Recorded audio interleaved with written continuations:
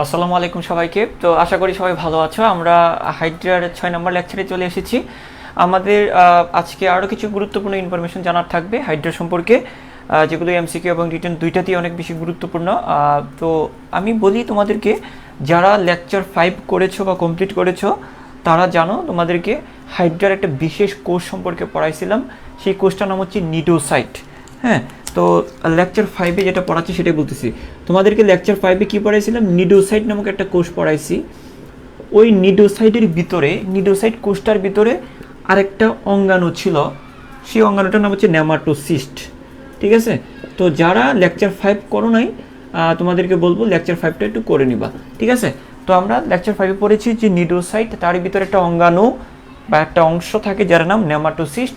ওই নেমাটোসিস্টটা আমরা জাস্ট গত ক্লাসে এক প্রকারের নেমাটোসিস্ট পড়েছি। এই রকম নেমাটোসিস্ট আরও থাকে, এরকম আরও অনেক ধরনের নেমাটোসিস্ট থাকে, সেইগুলো নিয়েই আজকে আমরা কথা বলবো। তো তোমাদের সব কিছু ঠিকঠাক আছে কিনা আমাকে একটু কনফার্ম করো।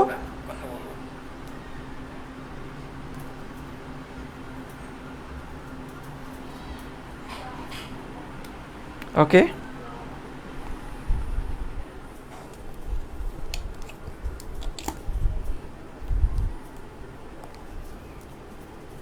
ওকে, আচ্ছা ঠিক আছে। তো দেখো, হাইড্রাটা কোন পর্বের প্রাণী খেয়াল করো। হাইড্রাটা কিন্তু একটা, যেমন আমরা মানুষ যেমন করডাটা পর্বের প্রাণী, হাইড্রাটা হচ্ছে নিডারিয়া পর্বের প্রাণী। কোন পর্বের প্রাণী? নিডারিয়া পর্বের প্রাণী, নিডারিয়া পর্ব। ঠিক আছে, তো এই নিডারিয়া, তো হাইড্রা, এই হাইড্রা কোন পর্বের প্রাণী? নিডারিয়া পর্বের প্রাণী। তো এই নিডারিয়া পর্বের মধ্যে তো শুধু হাইড্রা না, হাইড্রা তো নিডারিয়া পর্বের প্রাণী, আমরা করডাটা পর্বের প্রাণী। তো করডাটা পর্বে তো শুধু মানুষ না, আরও অনেক মেরুদণ্ডী প্রাণী, অমেরুদণ্ডী প্রাণী, আরও অনেক প্রাণী থাকবে। হ্যাঁ, তো যাই হোক, হাইড্রাটা যে পর্বে, মানে নিডারিয়া পর্বের, ওই নিডারিয়া পর্বের মধ্যে গবেষণা করে দেখা গেছে এইরকম নেমাটোসিস্ট, এরকম নেমাটোসিস্ট 23 ধরনের পাওয়া গেছে। কয় ধরনের? 23 ধরনের। তো এটা কে আবিষ্কার করছে? এটা কে পাইছে? বিজ্ঞানী ভার্নার। বিজ্ঞানীটার নাম কি? বিজ্ঞানী ভার্নার। তো আমরা এই লাইনটা একটু লিখে রাখবো, এমসিকিউতে লাগবে। বিজ্ঞানী ভার্নার, বিজ্ঞানীকে, বিজ্ঞানী ভার্নার 23 ধরনের, কয় ধরনের? 23 ধরনের। হ্যাঁ, বিজ্ঞানী ভার্নার নিডারিয়া পর্বের প্রাণীতে, নিডারিয়া পর্বে, নিডারিয়া পর্বের প্রাণীসমূহে, নিডারিয়া পর্বের প্রাণীসমূহতে, পর্বের প্রাণীসমূহতে, প্রাণীসমূহতে 23 ধরনের নেমাটোসিস্ট আবিষ্কার করেন। 23 ধরনের নেমাটোসিস্ট, নেমাটোসিস্ট আবিষ্কার করেন বা শনাক্ত করেন।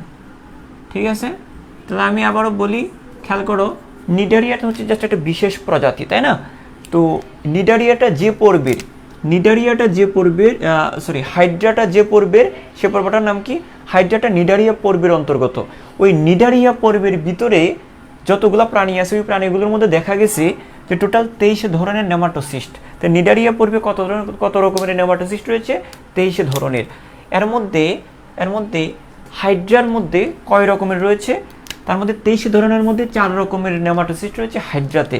তো আমরা বলতে পারি হাইড্রাতে, হাইড্রাতে 4 ধরনের, হাইড্রাতে 4 ধরনের নেমাটোসিস্ট, হাইড্রাতে 4 ধরনের নেমাটোসিস্ট রয়েছে। হাইড্রাতে কয় ধরনের? 4 ধরনের নেমাটোসিস্ট রয়েছে। তো টোটাল আমরা নিডারিয়া পর্বগুলোর মধ্যে টোটাল নেমাটোসিস্ট পাই 23টা, তার মধ্যে 4টা নেমাটোসিস্ট রয়েছে হাইড্রাতে। ঠিক আছে, আর এই 4টার মধ্যে তোমাদেরকে লেকচার 5-এ এই চার ধরনের নেমাটোসিস্টের মধ্যে এক ধরনের নেমাটোসিস্ট আমরা গত ক্লাসে পড়লাম। লাস্ট ক্লাসে লেকচার 5-এ আমরা এক ধরনের নেমাটোসিস্ট সম্পর্কে আমরা জানলাম। ঠিক আছে, তো আজকে আমরা শিখবো আরও যে 3 রকমের নেমাটোসিস্ট রয়েছে, অর্থাৎ গত ক্লাসে পড়ছে এক ধরনের, আজকে আরও পড়বো 3 ধরনের, টোটাল 4 ধরনের নেমাটোসিস্ট আজকে আমরা পার্থক্য আকারে এক একটার বর্ণনা মনে রাখবো। ঠিক আছে, তো আমরা তাহলে এটা মুছে দেই, আমরা 4 ধরনের নেমাটোসিস্টটা একটু পড়ার চেষ্টা করি। দেখো, এই 4 ধরনের নেমাটোসিস্টের নামগুলো একটু জটিল, সেটা একটু আগে আমরা মনে রাখার চেষ্টা করি। 4 ধরনের নেমাটোসিস্ট, এটা আমরা মনে রাখবো। 4 ধরনের নেমাটোসিস্ট, হ্যাঁ, নেমাটোসিস্টের নাম, এই নাম 4টা আগে মনে রাখলে তারপর বৈশিষ্ট্যগুলো সহজে মনে রাখা যাবে। নেমাটোসিস্টের নাম, এই 4 ধরনের নেমাটোসিস্টের নামটা আমরা এভাবে মনে রাখতে পারি। ধরো স্টিপেন নামক একজন ব্যক্তি, ধরো উনি সব জায়গায় শুধুমাত্র কি করে, হ্যাঁ, সব জায়গায় গুটিবাজি করে বা মনে করো যে চালাকি করে, হ্যাঁ। তো এটা দিয়ে আমরা মনে রাখতে পারি, এই লাইনটা দিয়ে, যে ধরো আমরা এটা মনে রাখতে পারি যে স্টিপেন নামটা কি, ব্যক্তিটার নাম কি, ব্যক্তিটার নাম হচ্ছে স্টিপেন। স্টিপেন, হ্যাঁ, ভুল স্টেপে, স্টিপেন ভুল স্টেপে গুটি মেরে সরে গেল। এরকম কিছু মানুষ আছে না, তোমাদের বন্ধু বান্ধবদের মধ্যে আছে না, যে 2 বন্ধুর মধ্যে ঝগড়া লাগে, মাঝখান দিয়ে ও নাই, হ্যাঁ, অনেকটা এরকম আর কি। তো দেখো স্টিপেন দিয়ে আমরা মনে রাখবো, খেয়াল করো, স্টিপেনের স্টি দিয়ে আমরা মনে রাখবো স্টিনোটিল। আমরা স্টিপেনের স্টি দিয়ে আমরা কি মনে রাখবো, স্টিপেনের স্টি দিয়ে মনে রাখবো স্টিনোটিল। আর প্যান দিয়ে আমরা মনে রাখবো প্যানিট্রেন্ট। প্যান দিয়ে আমরা মনে রাখবো প্যানিট্রেন্ট।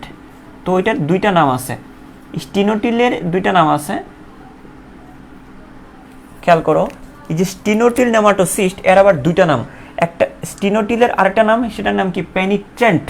নামগুলো একটু জটিল, প্রথম হয়তো একটু কঠিন লাগবে, আস্তে আস্তে জিনিসগুলো তোমাদের কাছে সহজ হয়ে যাবে।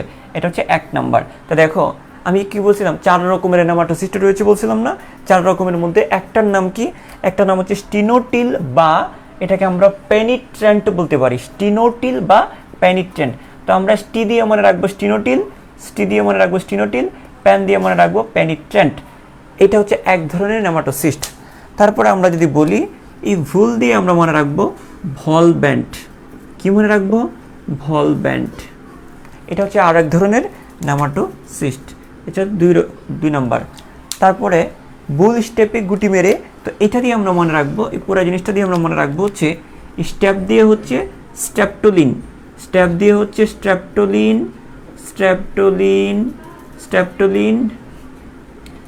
স্ট্রেপ্টোলিন। আর গুটি দিয়ে হচ্ছে গ্লুটিনেন্ট। গুটি দিয়ে কি, গুটি দিয়ে হচ্ছে গ্লুটিনেন্ট। গুটি দিয়ে কি হবে, গুটি দিয়ে হবে গ্লুটিনেন্ট। এটা পুরোটাই একটা, এটা হচ্ছে 3 নম্বর, স্ট্রেপ্টোলিন গ্লুটিনেন্ট। নাম কি, স্ট্রেপ্টোলিন গ্লুটিনেন্ট। নামগুলো একটু মুখস্থ করার চেষ্টা করো। তারপরে যদি আমরা আসি, সরে দিয়ে হচ্ছে স্টেরিওলিন। সরে দিয়ে কি, স্টেরিওলিন। আর গেল দিয়ে হচ্ছে গ্লুটিনেন্ট। স্টেরিওলিন গ্লুটিনেন্ট। নাম কি, স্টেরিওলিন গ্লুটিনেন্ট। এই হচ্ছে 4 নাম্বার। ঠিক আছে, এখানে আমরা কি পেলাম, 1 নাম্বার, 2 নাম্বার, 3 নাম্বার, এই 4 নাম্বার। এই 4টা নেমাটোসিস্ট, এই 4টা নেমাটোসিস্টের নাম যদি মুখস্থ রাখতে পারো, তাহলে এদের বৈশিষ্ট্যগুলো তোমরা খুব সহজে মনে রাখতে পারবা। আমি এটা চার্ট করে দিব, তোমরা ওই চার্টের মাধ্যমে খুব সহজে মনে রাখতে পারবা। ঠিক আছে, তাহলে দেখো আমি কি বললাম, এই 4টা জিনিস, এই 4টা নাম তোমরা একটু মুখস্থ করার চেষ্টা করো আগে। এই 4টা নাম মনে রাখতে পারলে বৈশিষ্ট্যগুলো খুবই ইজি মনে রাখা। আমি ওই সিস্টেমটা করে দিব। তো দেখো, স্টিপেন ভুল স্টেপে গুটি মেরে সরে গেল। স্টিপেন ভুল স্টেপে গুটি মেরে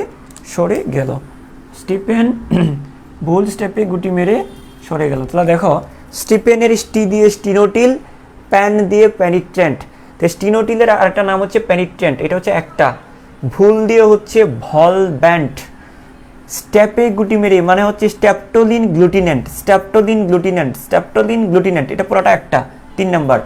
সরে গেল স্টেরিওলিন গ্লুটিনেন্ট, এটা হচ্ছে 4 নাম্বারটা। ঠিক আছে, তো আশা করি তোমাদের এই জিনিসটা মুখস্থ হয়ে গিয়েছে। এখন আমরা একটা চার্ট করে ফেলবো, তোমরাও আমার সাথে করে একটা চার্ট অঙ্কন করবা। তাহলে আচ্ছা ঠিক আছে, আমরা এই 4টা নাম এখন আমরা ছোট করে উপরের দিকে লিখব, কলাম করে লিখব। তারপর বৈশিষ্ট্যগুলো আমরা সহজে মনে রাখতে পারবো। ঠিক আছে, আমরা এদিকে একটু জায়গা ফাঁকা রাখবো। তো প্রথমে আমরা লিখি কি, আমরা প্রথমে লিখব স্টিনোটিল। এটা ছোট করে লিখতে পারো। আমরা প্রথমে লিখব হচ্ছে স্টিনোটিল। লেখাটা কি দেখা যাচ্ছে উপরে? স্টিনোটিল দেখা যাচ্ছে, আই গেস দেখা যাচ্ছে, হ্যাঁ দেখা যাচ্ছে। ওকে, স্টিনোটিল বা এটার বিকল্প নামটা আমরা লিখে দিই, বা পেনিট্রেন্ট। স্টিনোটিল বা কি, স্টিনোটিল বা পেনিট্রেন্ট একটা, ঠিক আছে। আমি ঘর করে ফেলি। তারপরে হচ্ছে স্ট্যাপটোলিন গ্লুটিনেন্ট, সরি পরেরটা হচ্ছে ভলব্যান্ট। পরেরটা কি, পরেরটা হচ্ছে ভলব্যান্ট। তারপর আমরা আরেকটা ঘর করে ফেলবো। তারপরে যদি আমরা আসি স্টেরিওলিন গ্লুটিনেন্ট, পরেরটা কি ছিল, স্টেরিওলিন গ্লুটিনেন্ট, তাই না? স্টেরিওলিন গ্লুটিনেন্ট ছিল, স্টেরিওলিন গ্লুটিনেন্ট ছিল। তারপরেরটা কি ছিল, এটা স্ট্যাপটোলিন গ্লুটিনেন্ট ছিল, সরি এটা হচ্ছে স্ট্যাপটোলিন গ্লুটিনেন্ট, সিরিয়ালি মনে রাখবা, স্ট্যাপটোলিন গ্লুটিনেন্ট। ওকে, তারপরেরটা হচ্ছে গ্লুটিনেন্ট, সিরিয়ালটা মনে রাখতে হবে, স্ট্যাপটোলিন গ্লুটিনেন্ট, তারপর হচ্ছে স্টেরিওলিন গ্লুটিনেন্ট, তারপরে কি স্টেরিওলিন গ্লুটিনেন্ট। এই যে চারটা, ঠিক আছে, এই চারটা আমরা পেয়ে গেলাম। এখন আমরা এইভাবে একটা বক্স করে ফেলি। আচ্ছা, এদিকে আর একটা কলাম বানায় ফেলি। ওকে, ঠিক আছে। তো এইরকম তোমরা এরকম একটা ছক বানায় ফেলো, তাহলে তোমাদের এই জিনিসগুলো নোট করে রাখতে সুবিধা হবে। আচ্ছা, আমরা যদি আসি, প্রথমেই আসি আমরা কি শিখবো এটা খেয়াল করি। আমরা প্রথমে যে কাজটা করব, চিত্র এঁকে ফেলবো, তাহলে আমাদের বৈশিষ্ট্যগুলো মনে রাখাটা খুব সহজ হয়ে যাবে। আমরা প্রথমে একটা চিত্র অঙ্কন করব। এইটার চিত্রটা কীরকম, এটার চিত্রটা কীরকম, এটার চিত্রটা কীরকম। আমরা যদি আমার সাথে একটু খেয়াল করো, এরকম একটা চিত্র অঙ্কন করে ফেলবো। হ্যাঁ, কঠিন না, সহজ করেই আঁকবো। হ্যাঁ, ঠিক আছে। তো এরকম একটা চিত্র আঁকবা। এখানে আমরা জানি এখানে বাট থাকে, আর বাটের গায়ে তিনটা বড় বড় কাটা থাকে, তাই না? এগুলো আমরা গত ক্লাসে পড়ছিলাম। এই যে একটা কাটা দিলাম, এদিকে একটা কাটা দিলাম, এদিকে একটা কাটা দিলাম, তিনটা বড় বড় কাটা। তারপর এক সারি ছোট কাটা থাকবে, তিন সারি ছোট কাটা থাকবে, এগুলো দিয়ে দিব আমরা, ঠিক আছে। আচ্ছা, তারপরে যদি এদিকে একটা চিত্র আঁকি আমরা, তারপরে ধরো এই পাশে চিত্রটা হবে এরকম, অনেকটা এরকম। এখানে কোনো বেসিক্যালি কোনো বাট থাকবে না,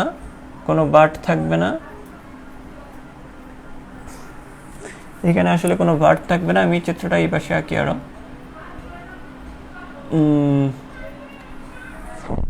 হ্যাঁ, এটার বাট থাকবে, অল্প একটু বাট থাকবে, আগেরটা থেকে ছোট থাকবে, এটা একটু পেঁচানো থাকবে। এটার ক্ষেত্রে একটু সুতাটা পেঁচানো থাকবে, এটার সুতাটা একটু কি থাকবে, পেঁচানো থাকবে। আচ্ছা, তারপরে চিত্রটা কীরকম হবে, তারপরের চিত্রটা হবে এরকম। এই চিত্রগুলোর আসলে ওইরকম বাট থাকবে না। তোমরা যারা আগের ক্লাসটা করো নাই তাদের জন্য হয়তো একটু সমস্যা হতে পারে। আমি এই জন্য বলবো যে প্রতিদিনের ক্লাসটা প্রতিদিন করে ফেলবা, তাহলে তোমাদের প্রেশারটা কম পড়বে, ঠিক আছে। দেখো, এদের কোনো বাট নাই, ওরা এইভাবেই থাকবে,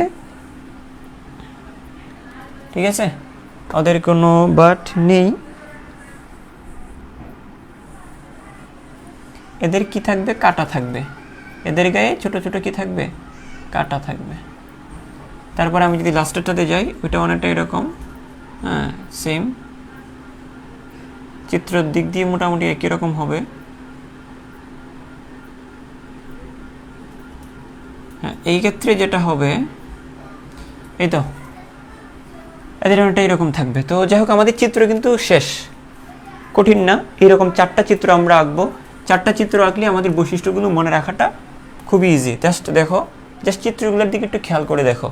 আমরা চিত্রগুলো মাথায় রাখলেই কিন্তু আমাদের বৈশিষ্ট্যগুলো মনে রাখাটা খুবই সহজ হবে। জাস্ট চিত্রগুলো একটু মাথায় রাখবা, তাহলেই হবে। প্রথমে আমরা যে জিনিসটা মনে রাখবো, আমি যদি একটা লাইন দিয়ে দিই, জাস্ট চারটা চাত্রের মধ্যে তুমি দেখো, তুমি নিজে চিন্তা করো এই চারটার মধ্যে কি কি পার্থক্য আছে।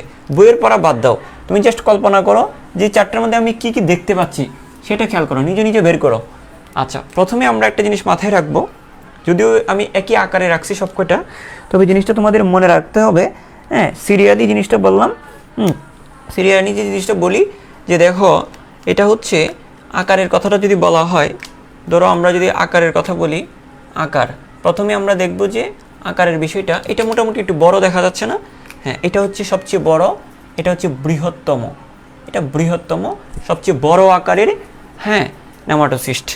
আর এটা হচ্ছে সবচেয়ে ছোট, এটাকে আমরা ক্ষুদ্রতম বলবো। কি বলবো? ক্ষুদ্রতম। তোমরা চাইলে এই জিনিসটা একটু ছোট করেও আঁকতে পারো বোঝার সুবিধার জন্য। হ্যাঁ, সবচেয়ে ক্ষুদ্রতম নেমাটোসিস্ট, ঠিক আছে? আচ্ছা, তারপরে এটার থেকে একটু ছোট হচ্ছে এটা, এটাকে আমরা বলবো অপেক্ষাকৃত ছোট। এটাকে আমরা কি বলবো? অপেক্ষাকৃত ছোট, অপেক্ষাকৃত ছোট। তাহলে এই চারটা যদি আমরা একবারে পড়ি, এই চারটা জিনিস যদি আমরা একবারে খেয়াল করে পড়ি, তাহলে কিন্তু আমাদের মনে রাখাটা এত বেশি কঠিন হয় না। তা দেখো, আমি প্রথমে কি বললাম, প্রথম বর্ণনাটা আমি কি দিলাম, এটা হচ্ছে সবচেয়ে বড় বা বৃহত্তম, প্রথমটা সবচেয়ে বড়, লাস্টেরটা সবচেয়ে ছোট। সিরিয়ালি চারটা নাম মনে রাখবা। তো প্রথমটা সবচেয়ে বড়, লাস্টেরটা সবচেয়ে ছোট, মানে এটা বৃহত্তম, এটা হচ্ছে কি ক্ষুদ্রতম। আর এটার বৃহত্তমটার পাশেরটা অপেক্ষাকৃত একটু ছোট, আর এটা আরেকটু ছোট। এখানে কিছু বলা নাই, তোমাদের বইয়ে এরকম কিছু বলা নাই। আমি জিনিসগুলো যদিও পার্থক্য আকারে দিচ্ছি, এগুলো তুমি এক একটা বর্ণনা আকারেও লিখতে পারবা। কারণ চারটা আমি একবারে পড়াচ্ছি কেন, কারণ তুমি যেন চারটায় একবারে শিখে ফেলতে পারো। আর না হয় বইয়ে যেভাবে দেওয়া আছে, ধরো এটা দেওয়া আছে, এটা শেখার পর যখন এটা পড়তে যাবা, তখন আগে কি পড়ছো সেটা ভুলে যাবা, তখন আবার এটা মনে থাকবে। এটা পড়ে গিয়ে যখন আবার এটা পড়তে যাবা, আগে যা পড়ছো সব ভুলে গেছে, তখন শুধুমাত্র এটা মনে আছে। তো এই জন্য এরকম যেন না হয়, এই চারটায় আমরা যখন একবারে পড়বো, তখন আমাদের চারটাই একসাথে মুখস্থ হয়ে যাবে।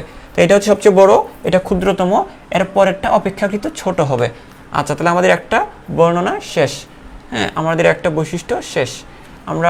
তারপরে আমরা এইভাবে সবকটা শিখে ফেলবো। তারপরে আমরা আকারের পরে যদি আমরা যাই, আকারের পরে আমরা যাব সূত্রকের বিষয়টা কথা বলবো। সূত্রকটা আসলে কেমন, দেখো সূত্রকটা কীরকম। প্রথম কথা হচ্ছে, একটু খেয়াল করো, এখানে দেখো সূত্রকটা দেখো, এদের সূত্রকটা লম্বা না? অপেক্ষাকৃত এদের সূত্রকটা লম্বা, এটা আরও লম্বা হবে, কিন্তু এখানে জায়গা নেই, আমি লিখতে পারি না। এটা সূত্রকটা লম্বা, এটা সূত্রকটা লম্বা, এর সূত্রকটা লম্বা, এর সূত্রকটা লম্বা। এখানে সবারই সূত্র কিন্তু মোটামুটি লম্বা। তা আমরা বলতে পারি এর সূত্রকটাই, যে আমি সূত্রকের বর্ণনা দিচ্ছি এখানে, তো সূত্রকটা লম্বা, এর সূত্রকটা কিন্তু অন্যগুলার থেকে খাটো, কারণ এটা তো পেঁচানো, যার কারণে এটা একটু খাটো। তো এর সূত্রকটা হচ্ছে খাটো, এই যে সুতাটা আর কি, সুতা খাটো, সূত্রকটা খাটো। এর সূত্রকটা কি? লম্বা।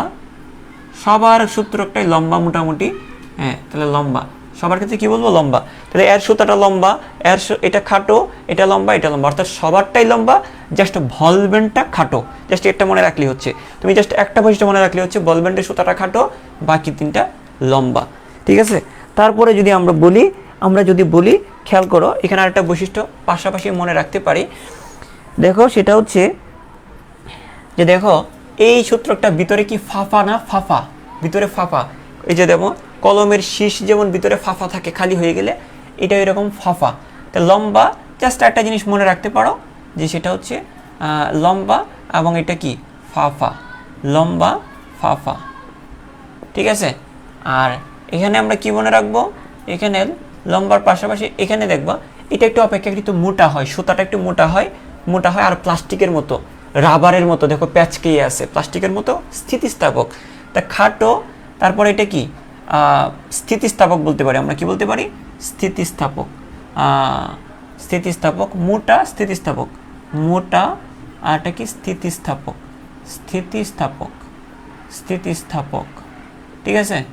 আর এদের ক্ষেত্রে কিছু বলা নাই, এদের ক্ষেত্রে এখানে কিছু বলা নাই। তো দেখো, তোমাদের বইয়ে যেভাবে আছে, আমি সবসময় তোমাদেরকে বলি একটা কথা, সবসময় বলি, তোমাদের বইয়ে যতটুকু আছে সেটা যদি তুমি 90% যদি মনে রাখতে পারো, তোমাদের বইয়ের পড়াটা 90% মনে রাখতে পারলে তুমি, হ্যাঁ, দেশসেরা কলেজগুলোতে চান্স পাওয়ার যোগ্যতা রাখবা, ঠিক আছে? কিন্তু কথা হচ্ছে, তোমাদের বইয়ের ইনফরমেশনই 100% পড়ো না, তোমরা পড়ো দাগায় পড়ো। আর হচ্ছে যেটা হচ্ছে যে কেউ হঠাৎ করে একদম বাইরে থেকে কোনো ইনফরমেশন দিল, তোমরা একদম অবাক হয়ে যাও, ও তাই, মেডিকেলের চান্স পাওয়ার জন্য মনে এটাই জানতে হবে, এরকম করে জীবনটা শেষ করে দাও। তারপর ওই এইচএসসির পরে, মেডিকেল ভর্তি পরীক্ষার পরে হতাশা ছাড়া আর কিছু করার থাকে না, যে 18 ঘন্টা পর্যন্ত পড়ছি কিন্তু মেডিকেলে চান্স হয় নাই, কিন্তু পড়ছো 18 ঘন্টা ঠিক আছে, কিন্তু কী পড়ছো, পড়ছো বইয়ের জিনিস পড়া নাই, পড়ছো আন্দাজে জিনিস, এক একজনে এক একটা দিছে, মাথা ঘুরায় গেছে, তারপর চান্স না পাইলে তখন মানুষের বলো যে মেডিকেলের কী হয়, প্রশ্ন ফাঁস হয়ে যায়, এই হয়ে যায় সেই হয়ে যায়, কিন্তু আসলে তুমি নিজে পড়ছো ঠিক মতো পড়ছো কিনা সেটা তো বুঝতে হবে আগে। দেখো যাই হোক, আমি যেটা বলতে চাচ্ছিলাম একটু খেয়াল করো, আমি যেটা বলতে চাচ্ছিলাম এখানে দেখে দেখে তুমি লিখতে পারবা, এটার সুতাটা লম্বা, এই যে লম্বা লিখছে, আর কিছু লিখি নাই, এটারটা লম্বা, এই যে লম্বা, এটার সুতাটা লম্বা, এই লম্বা, ঠিক আছে। এখানে এক্সট্রা একটু ইনফরমেশন এখানে লিখছি দুইটার ক্ষেত্রে, যে এটা ফাফা, সুতাটা ফাফা, এই যে ফাফা লিখলাম, এটাটা একটু মোটা হয়, অপেক্ষাকৃত মোটা, আর রাবারের মতো পেঁচানো, যেহেতু স্থিতিস্থাপক, মোটা স্থিতিস্থাপক। এই ক্ষেত্রে স্যার কিছু বলার নেই, এরা কীরকম, এরা ফাফা নাকি মোটা, এরা ফাফা নাকি মোটা, এগুলো লিখেন নাই কেন, দরকার নেই তো ভাই, বইয়ে নাই, বইয়ে নাই, এগুলো আমি বলতে পারবো, আমি বলতে পারবো এটা ফাফা, কিন্তু দরকার নাই তো, আসলে বই যতটুকু আছে এতটুকু তুমি কাভার আপ করবা, ঠিক আছে। যাই হোক, আমি সামনের দিকে আগাই, আমি সামনের দিকে আগায় যাই, এটা আমাদের, আচ্ছা এখানে এখানে এখানে এখানে আমরা টান দিব না, আমরা সুতার বর্ণনা শেষ হয় নাই, আরও আছে, সুতার বর্ণনা আরও শেষ হয় নাই, আমরা আরেকটু আগাই। এটা তো জাস্ট একটা বর্ণনা দিলাম, লম্বা না খাটো সেই কথাটা বললাম, লম্বা নাকি খাটো সেই কথাটা বললাম। আচ্ছা, এখন আমরা একটু আরেকটু সামনের দিকে যাই, সেটা হচ্ছে খেয়াল করো, আমরা যদি বলি যে এই সুতাটার ক্ষেত্রে একটা জিনিস মনে রাখবা, আমি লম্বার কথা বলছি, এই সুতাটা লম্বা নাকি খাটো সেটা বললাম, এখন দুইটা জিনিস মনে রাখবো, এখন নিচে কীরকম উপরে কীরকম এটা মনে রাখো, গোড়াটাতে কীরকম শীর্ষটা কীরকম, এর গোড়াটা কেমন শীর্ষটা কেমন এটা বলো, এখন এটা মাথায় রাখো, এর গোড়াটা কীরকম শীর্ষটা কীরকম, অর্থাৎ এর গোড়াটার মধ্যে বাট আছে, শীর্ষটা খোলা, শীর্ষটা উন্মুক্ত, এই যে শীর্ষটা উন্মুক্ত, তা আমরা কি বলবো, গোড়াটার কথা বলবো, অর্থাৎ হ্যাঁ আমরা বলবো বাট আছে, গোড়াতে কি আছে, গোড়াতে বাট আছে, এখানে গোড়াতে বাট আছে, আর শীর্ষটা খোলা বা উন্মুক্ত, এই যে দিক দিয়ে ওপেন। আচ্ছা তাহলে দেখো, বাট প্রশস্ত, আমরা কি বলবো, বাট প্রশস্ত বা সুগঠিত যাই বলো, বাট প্রশস্ত বা সুগঠিত যাই বলো, এই যে এই গোড়াটাতে কি আছে, সুতার গোড়াতে বাট আছে, আর সুতার শীর্ষটা কি, সুতার গোড়াতে বাট আছে, বাটের প্রশস্ত, শীর্ষটা উন্মুক্ত, শীর্ষটা খোলা, শীর্ষটা উন্মুক্ত, শীর্ষ উন্মুক্ত, শীর্ষ উন্মুক্ত, আমি দেখে দেখে বলতেছি, এখানে মুখস্থ করার দরকার নেই, ঠিক আছে। এই যে এখানে তুমি দেখে দেখে বলো, এই যে গোড়াটা কীরকম, বাট কীরকম, বাট আছে না নাই, বাট আছে, বাট প্রশস্ত, তাহলে আমি এখন প্রথম সুতাটা কি লম্বা নাকি কাটো সেটা বললাম, আর এখন বলতেছি নিচে কি উপরে কি, তা আমরা বলবো এখন বাট কি, বাট প্রশস্ত, আমরা কি বলবো, বাট প্রশস্ত, আর কি, আর শীর্ষটা হচ্ছে কি, শীর্ষটা বদ্ধ, দেখো এদের শীর্ষটা খোলা কিন্তু এদের শীর্ষটা কি বদ্ধ, শীর্ষ কি, শীর্ষটা হচ্ছে সুতার শীর্ষটা বদ্ধ, সুতার শীর্ষটা কি বদ্ধ। তারপরে আমরা যদি এই জায়গায় আসি, খেয়াল করো, এখন দেখো এইখানে বাট আছে, এটা যেমন একটু বাট আছে, দেখো এখানে যেমন বাট আছে, যে এখানে যেমন বাট আছে, এখানে কি এরকম কোনো বাট আছে, নাই, বাট নাই, মোটা অংশ নাই, তাহলে বাট সুগঠিত, বাট নেই, বাট সুগঠিত নয়, বাট কি নয়, বাট সুগঠিত নয়, বাট সুগঠিত নয়। এখন শীর্ষটা বলো, এখন শীর্ষটা কি খোলা নাকি বদ্ধ, শীর্ষটা উন্মুক্ত, খোলা, শীর্ষ উন্মুক্ত, তাই তুমি দেখে দেখে বলো, শীর্ষ উন্মুক্ত, শীর্ষ উন্মুক্ত। তাহলে এখানে বলো, এখানে কীরকম হবে, এখানে বাট আছে না নাই, তুমিই বলো বাট আছে না নাই, বাট নাই, তাহলে আমরা কি বলবো, বাট সুগঠিত নয়, বাট সুগঠিত নয়, সুগঠিত নয়। শীর্ষটা কীরকম বলো তো, শীর্ষটা কি উন্মুক্ত, শীর্ষ উন্মুক্ত। তো দেখো এগুলো কি মুখস্থ রাখা সম্ভব, তুমিই বলো, দেখো এখানে দেখো, খেয়াল করো, আমি যেটা বলতেছিলাম ভালো করে খেয়াল করো, মুখস্থ দরকার নাই, তুমি ওই যে বায়োলজি শুধু মুখস্থ মুখস্থ বলে, যে ইঞ্জিনিয়ারিং স্টুডেন্টরা বেশি বলে এটা, কিন্তু আসলে বায়োলজি মুখস্থের না, তুমি যদি সিস্টেম করে গুছায় পড়তে পারো। আমি প্রথম থেকে বলি, আমি এখানে সুতার বর্ণনা দিছি, কার বর্ণনা দিছি, সূত্রকের বর্ণনাটা দিলাম, এখন সুতাটা কি লম্বা নাকি খাটো সেটা বললাম, সুতাটা লম্বা। তারপর কি বললাম, এটার গোড়ায় কি বাট আছে না নাই, গোড়ায় বাট আছে কিনা সেটা বললাম, শীর্ষে কি আছে, তা প্রথম বলছি এটা লম্বা না খাটো, গোড়ায় কি আছে, শীর্ষে কেমন, তাহলে আমি আবারও বলতেছি এটা লম্বা নাকি খাটো সেটা বলবা, এর গোড়াটা কীরকম, শীর্ষটা কীরকম, গোড়ার মধ্যে বাট আছে, শীর্ষটা উন্মুক্ত, এটা খাটো, গোড়ার মধ্যে বাট আছে, শীর্ষবদ্ধ, এটা লম্বা, গোড়ার মধ্যে বাট আছে, শীর্ষটা উন্মুক্ত, এটা লম্বা, গোড়ার মধ্যে বাট, গোড়ার মধ্যে বাট নাই, শীর্ষটা উন্মুক্ত, এখানেও গোড়ার মধ্যে বাটটা নাই, শীর্ষটা উন্মুক্ত। তাহলে আমাদের কিন্তু সূত্রকের বর্ণনা কিন্তু শেষ, সূত্রকের বর্ণনা শেষ। আরেকটা জিনিস রয়েছে, আরেকটা জিনিস আছে, খেয়াল করো, সূত্রকটার মধ্যে কি দেখো তো, দেখো তোমরা এখানে বলতে পারবো না তিনটা বড় বড় কাঁটা রয়েছে, আর এই কাঁটাগুলোকে কি বলা হয়? তিনটা বড় বড় কাঁটা আছে, ওই কাঁটাগুলোর নাম কি বলতো? একটা কাঁটা, দুইটা কাঁটা, তিনটা কাঁটা। এই কাঁটাগুলোর নাম কি? কাঁটাগুলোর নাম হচ্ছে বার্ব। গত ক্লাসে আমি পড়ছিলাম কাঁটাগুলোর নাম কি? Verb, verb. হ্যাঁ, তো এখানে আমরা বলবো, এগুলো বলে দিই তাহলে। সুতার মধ্যে কি আছে? হ্যাঁ, তিনটি বড় বার্ব ও তিনটি বড় কাঁটা মানে হচ্ছে বার্ব, আর 3 সারি ছোট কাঁটা মানে বারবিউল। তো বড় কাঁটাকে বলা হয় বার্ব, ছোট কাঁটাকে বারবিউল বলা হয়। শুধুমাত্র এই পেনিটেন্টের ক্ষেত্রে কাঁটাকে বার্ব বলা হয়ে থাকে, ওইগুলোর ক্ষেত্রে না। কিন্তু শুধুমাত্র এদের ক্ষেত্রে কাঁটাকে কি বলা হয়? কাঁটাকে বার্ব বলা হয়। তো যাই হোক, আমরা কি বলবো? আমরা বলবো যে এদের গায়ে তিনটি বড় বার্ব ও 3 সারি বারবিউল রয়েছে। তিনটি বড় বার্ব ও আমরা কি বলবো এখানে? তিনটি বড় বার্ব, তিনটি বড় বার্ব ও 3 সারি বারবিউল। তিনটি বড় বার্ব ও 3 সারি ছোট, তিনটি বড় বার্ব ও 3 সারি, তিনটি বড় বার্ব ও 3 সারি ছোট বারবিউল রয়েছে।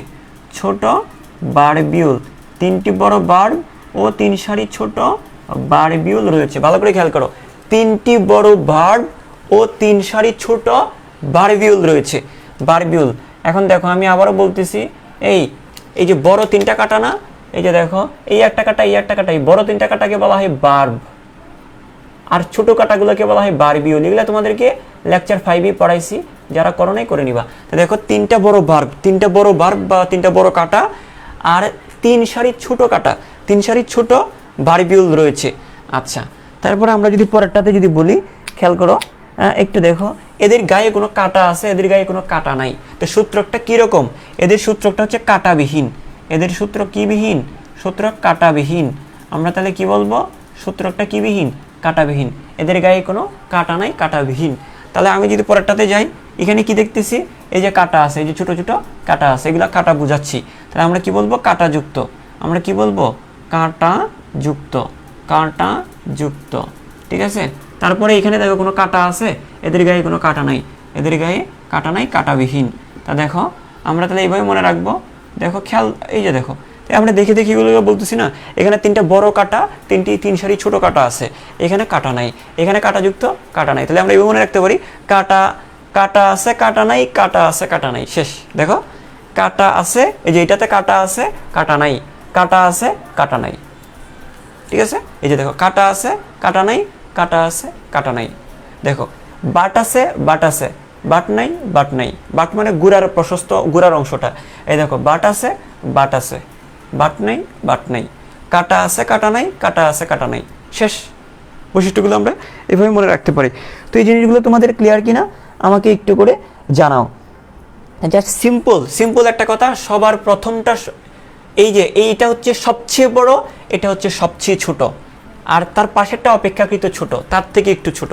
তো এটা সবচেয়ে বড়, এটা সবচেয়ে ছোট, তার পাশেরটা অপেক্ষাকৃত ছোট। আমরা এভাবে মনে রাখতে পারি। তারপর আমি আকারের কথাটা বলার পরে সূত্রকের কথা যদি বলি, সূত্রটা কীরকম? লম্বা খাটো, লম্বা লম্বা, ফাঁপা মোটা স্থিতিস্থাপক। তাহলে আমি লম্বা নাকি খাটো সেটা বলার পরে আমরা বলবো গোড়ায় কি আছে? বাট প্রশস্ত। হ্যাঁ, বাট প্রশস্ত, শীর্ষ উন্মুক্ত। তারপরে এখানে কি বলবো? এই যে বাটটা প্রশস্ত, শীর্ষটা উন্মুক্ত। এখানে কি বলবো? বাট প্রশস্ত, শীর্ষবদ্ধ। বাট নেই, শীর্ষ উন্মুক্ত, বাট নেই, শীর্ষ উন্মুক্ত। তাহলে আমি কি বললাম? নিচে বললাম, উপরে বললাম, লম্বা নাকি খাটো সেটা বললাম। এই 3টা পয়েন্ট শেষ। লম্বা নাকি খাটো সেটা বলবো, নিচের দিকে কি আছে বলবো, উপরের দিকে কি আছে সেটা বলবো। এখন বলবো কাটার কথা। কাটার কথা বললে কাটা আছে, কাটা নাই, কাটা আছে, কাটা নাই। শেষ, পড়া শেষ। এখন বলবো যে এরা কিভাবে কাজ করে, নিক্ষেপের পর সূত্রকের ব্যবহার। হ্যাঁ, সূত্রগুলো দিয়ে এরা কিভাবে কাজ করে সেটা আমরা এখন পড়বো। যারা সূত্রগুলো দিয়ে কিভাবে কাজ করে বা সূত্রকের ব্যবহারটা কীরকম সেটা বলবো। এই পর্যন্ত তোমাদের ক্লিয়ার কিনা আমাকে একটু কনফার্ম করো। এই পর্যন্ত সবার ক্লিয়ার কিনা? হ্যাঁ, বাট মানে কি সেটা তোমাদের গত ক্লাসটা আগে করতে হবে। বাট কোনটা? বাট হচ্ছে দেখো এই যে নিচের দিকের যে প্রশস্ত অংশটা, এই যে নিচের দিকের এই প্রশস্ত অংশটাকে বলা হয় বাট। এই নিচের দিকের এই প্রশস্ত অংশটাকে কি বলা হয়? বাট বলা হয়। তো এটারও বাট আছে, এটারও বাট আছে, এর বাট নেই, এর বাট নেই। ওকে, তো আশা করি তোমাদের হ্যাঁ এরকমভাবে চিত্র আঁকা যাবে। তুমি আর কিভাবে চিত্র আঁকতা? অবশ্যই এইভাবে তুমি চিত্র আঁকতে পারবা। হ্যাঁ, আচ্ছা। তারপরে হচ্ছে আমরা যদি একটু সামনের দিকে আগাই, আলহামদুলিল্লাহ ক্লিয়ার, অনেকেই বলছো। ওকে, আমরা এখন যে কাজটা করব, এখানে আরেকটু কাজ রয়েছে, যে এইটা সূত্রকটা কিভাবে নিক্ষিপ্ত হয়, কিভাবে কাজ করে, আর সূত্রকটা কিভাবে কাজ করে, এগুলো কিভাবে কাজ করে সেটা আমরা জানবো। আচ্ছা, তাহলে আমরা এগুলো একটু মুছে দেই। আচ্ছা, আমরা এটা মুছে দিই, তোমরা একটু নোট করে নিও, তাহলে তোমাদের পড়তে সুবিধা হবে। ওকে, তাহলে আমরা এখন কি পড়ব? সূত্রক নিক্ষেপের কৌশল। এখন আমরা পড়ব হচ্ছে সূত্রক নিক্ষেপের কৌশল। এই যে সুতাটা কিভাবে নিক্ষিপ্ত হয়, সূত্রক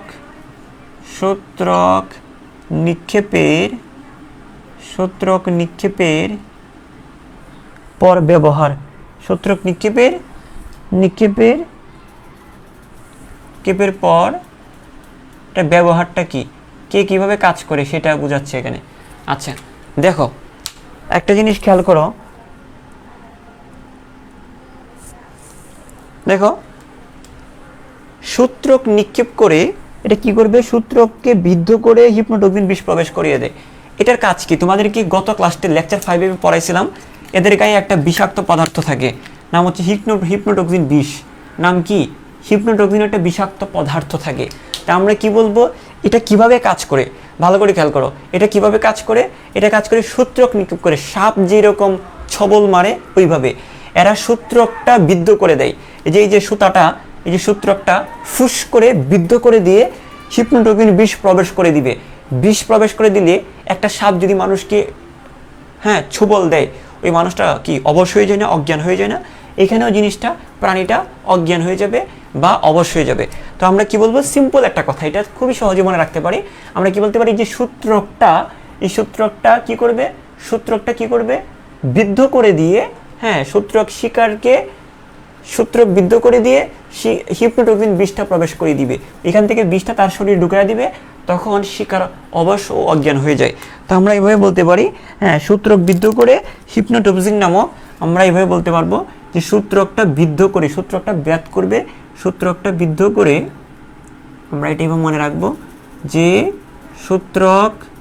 সূত্রক বিদ্ধ করে, সূত্রকটাকে বিদ্ধ করে হিপনোটক্সিন বিষ প্রবেশ করিয়ে, প্রথমে সূত্রকটা বিদ্ধ করবে, তারপর বিষটা ঢুকাবে। বিদ্ধ করে হিপনোটক্সিন বিষ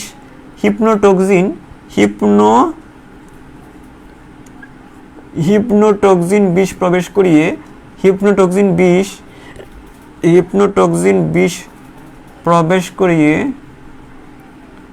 প্রবেশ করিয়ে শিকারকে অজ্ঞান করে ফেলে। ঠিক আছে, শিকারকে, তো সূত্রক বিদ্ধ করে হিপনোটক্সিন বিষ প্রবেশ করিয়ে শিকারটাকে অজ্ঞান করে ফেলে, অজ্ঞান ও অবশ করে ফেলে। তাহলে ও কিভাবে কাজ করে? ও অবশ করে কাজ করে। ও কিভাবে কাজ করে? শিকারকে অবশ করার মাধ্যমে কাজ করে, তারপর এটাকে যা করার করবে আর কি। ঠিক আছে, তো দেখো, সূত্রকটাকে বিদ্ধ করবে, তারপর বিষটা ঢুকাবে, তারপর শিকারটাকে অজ্ঞান এবং অবশ করার পরে যা করার করবে। কি আর করবে? খেয়ে ফেলবে আর কি। আর কি ভাবতেছো?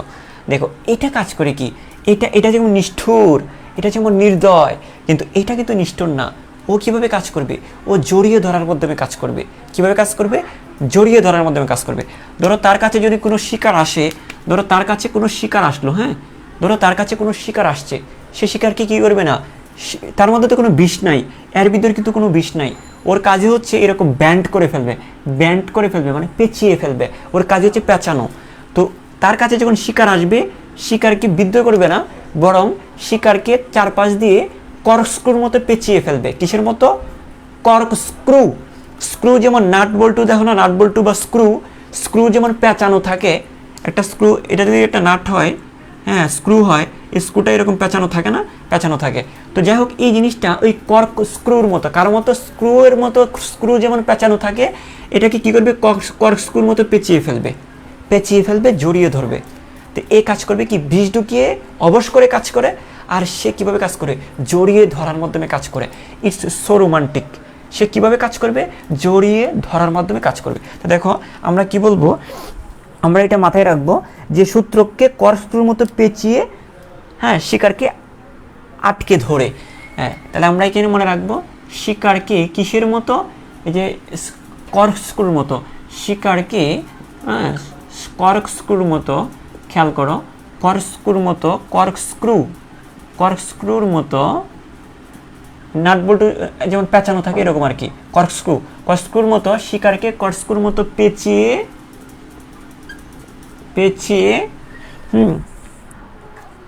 পেঁচিয়ে আটকে রাখে। জড়িয়ে ধরে কথাটা বলিও না, আটকে রাখে বলো, আটকে রাখে। একদম বইয়ের মতো করে বলতেছি আমি, জড়িয়ে ধরে। হয়তো বা কেউ হ্যাঁ কোনো স্যার হয়তো রোমান্টিক হয়ে যায়, তারপর কি হবে, হ্যাঁ খাতা দেখা বাদ দিয়ে হয়তো অন্য কিছু করবে, আরেকবার দেখবা যে তোমার নাম্বার কমে গেছে। তাহলে যাই হোক, শিকারকে কর্কস্ক্রুর মতো পেঁচিয়ে আটকে রাখে। শিকারকে কর্কস্ক্রুর মতো পেঁচিয়ে কি করবে? আটকে রাখবে। এটার মধ্যে কোনো বিষ নেই, ওটা বিষ দিয়ে কাজ করে না, বিষ দিয়ে কাজ করে এই নেমাটোসিসটা, আর সে শুধুমাত্র জড়িয়ে ধরে জিনিসটাকে আটকে রাখবে। ঠিক আছে, আচ্ছা এটা কি করবে দেখো, এটার কাজ কি? এই দুইটার কাজ হচ্ছে ইন্টারেস্টিং। হ্যাঁ, ওরা অন্যভাবে কাজ করে। এরা বিষও দিবে না, এর মতো বিষও ঢুকাই দিবে না, এর মতো জড়িয়েও ধরবে না। ওরা কাজ করবে আর একরকম, এরা কাজ করবে আরেক রকমভাবে। সেটা আমরা কীভাবে বুঝবো? দেখো এখানে গ্লু শব্দটা আছে না, স্ট্রেপ্টোলিন গ্লুটিনেন্ট। এই গ্লু মানে কি? গ্লু মানে আঠা। এই এদের নামের মধ্যে কি আছে? গ্লু বা আঠা শব্দটা আছে, এর আঠা। এখানেও স্টেরিন গ্লু। এই গ্লু মানে কি? গ্লু মানে আঠা। হ্যাঁ, আঠা। তো আঠা নিয়ে অনেক গান আছে না? হ্যাঁ, তো কাঁঠালের আটা লাগলে পরে ছাড়ে না, এটা গানও আছে, পীড়িত হচ্ছে কাঁঠালের আঠা লাগলে পরে ছাড়ে না।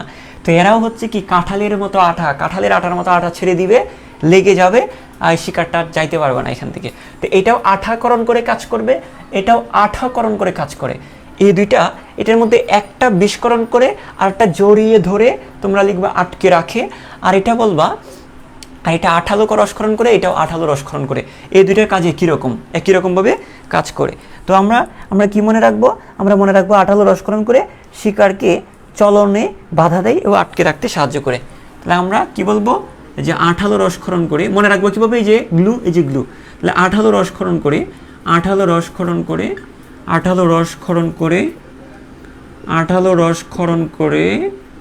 শিকারকে চলনে বাধা দেয়, চলনে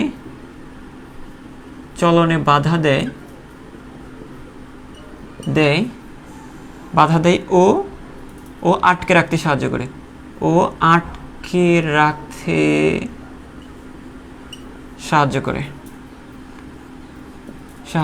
হ্যাঁ, পীড়িতি কাঁঠালের আঠা লাগলে পড়ে ছাড়ে না, সত্যি কথাটা।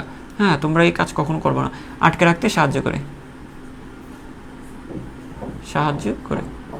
এটাও সেম, এটাও আঠালো রসক্ষরণ করে, এটাও সেম, এভাবে লিখবা আঠালো রসক্ষরণ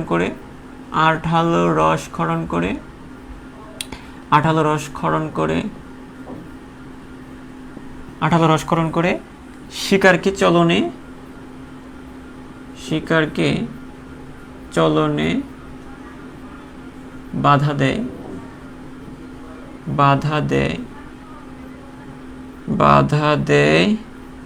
ও আটকে রাখতে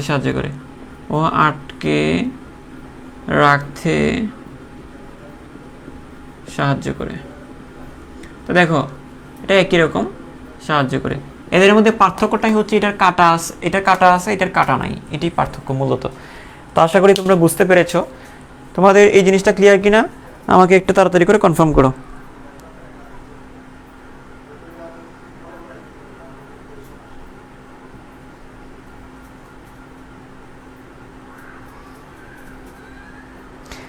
বুঝছো? এটা তোমরা পারবা, মনে রাখতে পারবা? হ্যাঁ, মনে রাখতে পারবা আশা করি। তো দেখো এটা হচ্ছে যে আমাদের এই জিনিসগুলো মাথায় রাখা দরকার। হ্যাঁ, আমাদের বইয়ে কিন্তু আছে, আমাদের বাড়তি মোটিভেশনের দরকার হয় না। হ্যাঁ, আমরা মোটিভেশন খুঁজি, হ্যাঁ দেখে যে কোথায় মোটিভেশন পাওয়া যায়, দরকার না। এই জিনিসগুলো থেকে শিক্ষা পাওয়া যায়, তাই না?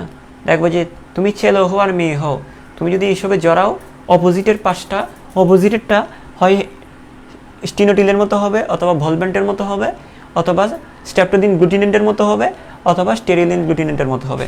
কোনো না কোনোভাবে কাজ করে দিবে, হয় বিষ মারবে, বিষ দিবে, জড়িয়ে ধরবে, তোমার গতিরোধ করবে, তোমাকে বাধা দিবে, তোমাকে আগাইতে দিবে না, বিপদে পড়ে যাওয়া। কিন্তু এগুলো কিন্তু এখন আমার কথাগুলো হয়তো তিতা তিতা লাগতে পারে, কিন্তু এটাই সত্যি, সত্যি বলতেছি। এই জন্য আমাকে অনেকে অপছন্দ করে, কিছু করার নেই। ঠিক আছে, যাই হোক, আমরা একটু সামনের দিকে আগাই। আমরা এখন এই তো অনেক হয়েছে লীলা খেলা, আমরা এগুলো বাদ দিই। তারপরে এখন আমরা পড়ব হচ্ছে নেক্সট পড়ব হচ্ছে কি,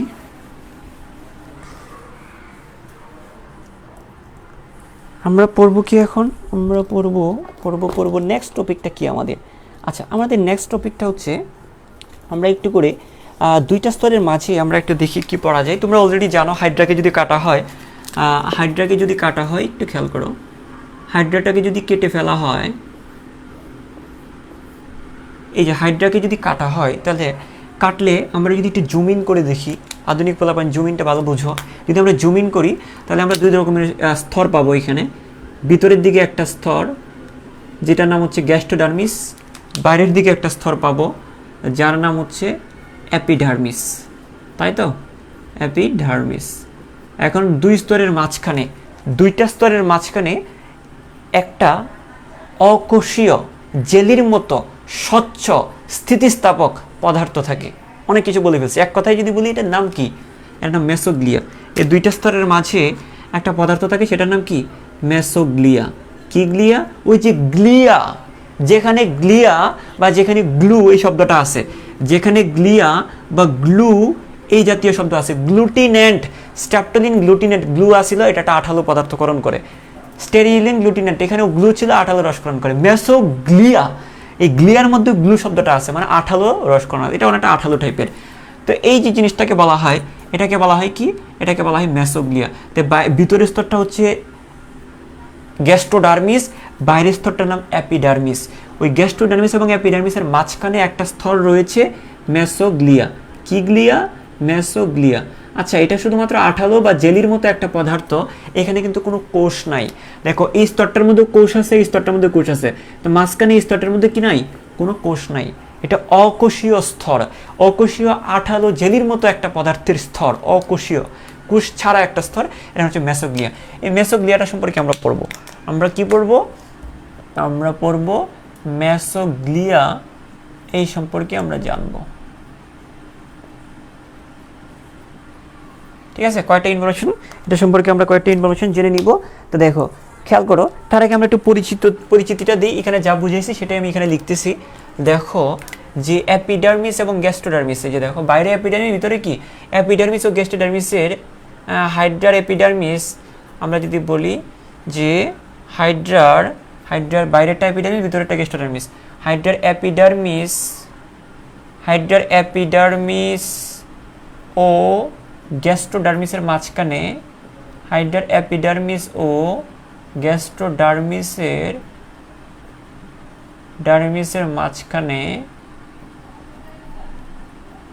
মাঝখানে হাইড্রার অ্যাপিডার্মিস ও গ্যাস্ট্রোডার্মিসের মাঝখানে জেলির মতো স্বচ্ছ স্থিতিস্থাপক।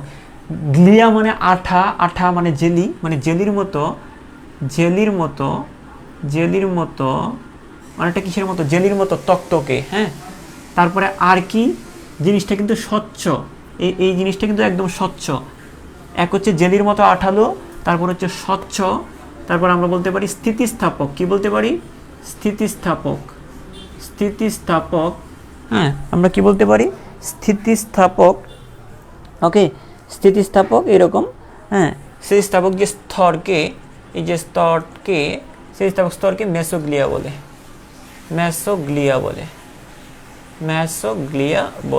এটা মুখস্থ না, জাস্ট এটা দেখে দেখে বর্ণনাটা করবা।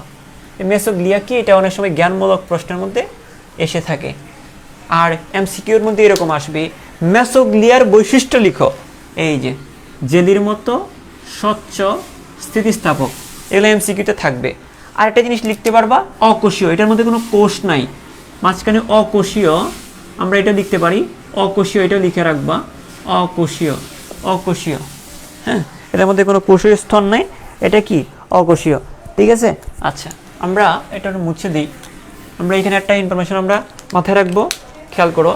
এর সাধারণ পুরুত্ব, এটা পুরুত্বটা কীরকম খেয়াল করো, দুইটা স্তরের মাঝেই তো থাকবে, তাই না? এটা কতটুকু পুরু, কতটুকু পুরু সেটা।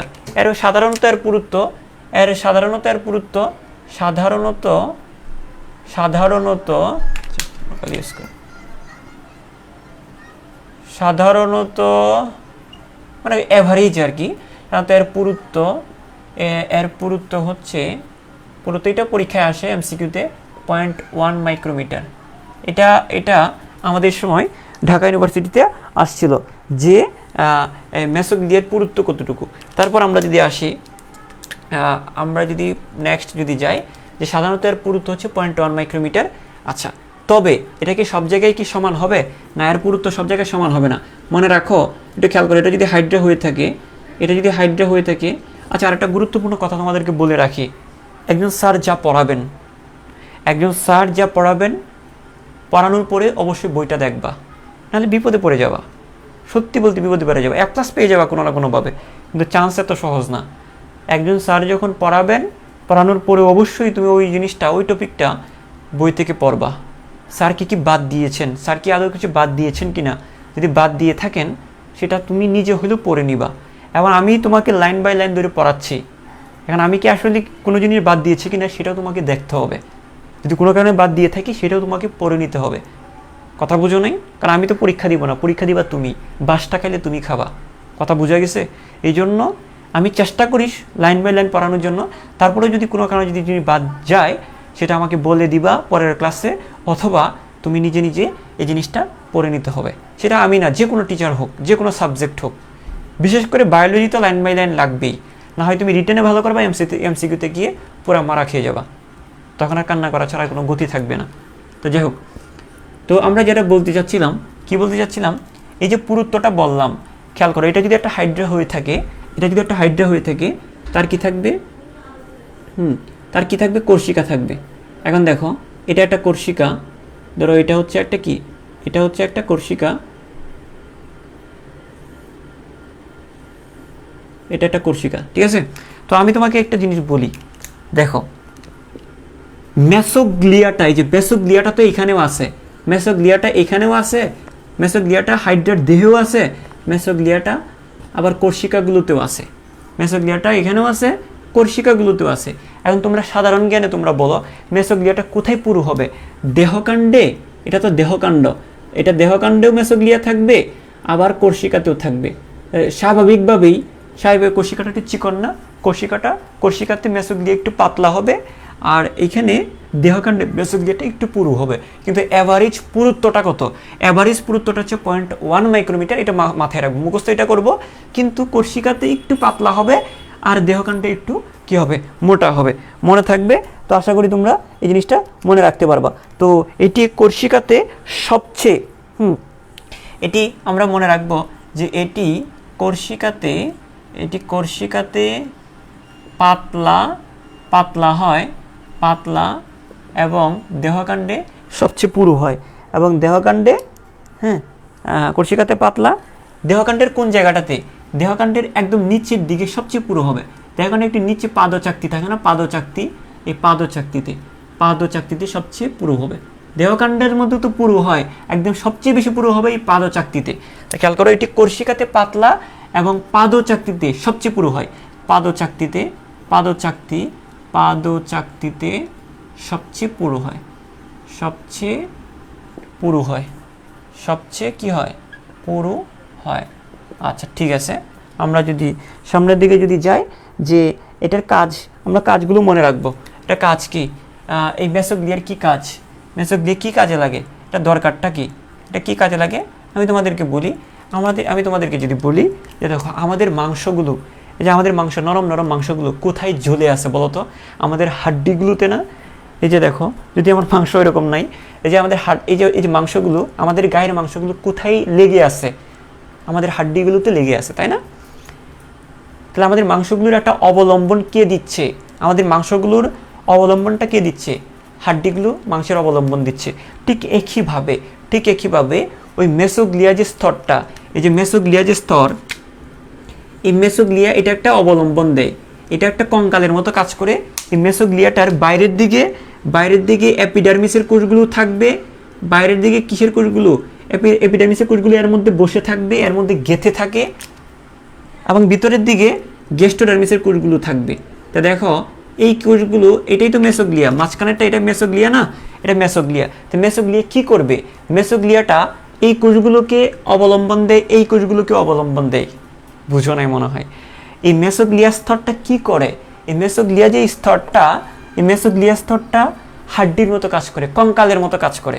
যেমন আমাদের হাড্ডির মধ্যে যেমন মাংসপেশি আটকে থাকে, ঠিক একইভাবে ওই মেসোগ্লিয়ার মধ্যে এই বাইরের কোষ এবং ভিতরের কোষগুলো আটকে থাকে, এক কথায় কঙ্কাল হিসাবে কাজ করে। তবে কেমন কঙ্কাল, আমাদের কঙ্কালটা তো শক্ত, কিন্তু ওদের এটা কঙ্কালের মতো কাজ করলে এটা নমনীয়, এটা নরম, নমনীয় কঙ্কাল হিসাবে কি করে দেহকে অবলম্বন দেয়। তা দেখো আমরা কি বলতে পারি, নমনীয় কঙ্কাল হিসাবে আমরা লিখব যে নমনীয় কঙ্কাল হিসাবে, নমনীয় কঙ্কাল, কেমন কঙ্কাল, নমনীয় কঙ্কাল হিসেবে, নমনীয় কঙ্কাল হিসাবে দেহকে অবলম্বন দেয়, নমনীয় কঙ্কাল হিসাবে দেহকে অবলম্বন দেয়, দেহকে অবলম্বন দেয়, নমনীয় কঙ্কাল হিসাবে দেহকে অবলম্বন দেয়। তারপরে তো 2 নাম্বার, হ্যাঁ, নমনীয় কঙ্কাল, নমনীয় কঙ্কাল হিসাবে দেহকে অবলম্বন দেয়। আচ্ছা, তারপরে আমরা যদি পরবর্তীতে, হ্যাঁ, তারপর আমরা যদি একটু করে বলি যে আমরা এটা বলতে পারি, এই যে দুইটি কোষস্তর, বাইরে একটা স্তর, ভিতরে একটা স্তর, দুইটি স্তরের ভিত্তি, বেজ হিসেবে কাজ করে। দুইটা স্তরের কোষগুলো এর মধ্যে আটকে থাকে। তো দুইটি কোষস্তরের আমরা যদি বলি, দুইটি কোষস্তরের বাইরের স্তর এবং ভিতরের স্তর, দুটি কোষস্তরের ভিত্তি হিসেবে কাজ করে, দুটি কোষস্তরের ভিত্তি হিসাবে কাজ করে, ভিত্তি, বেস হিসাবে কাজ করে।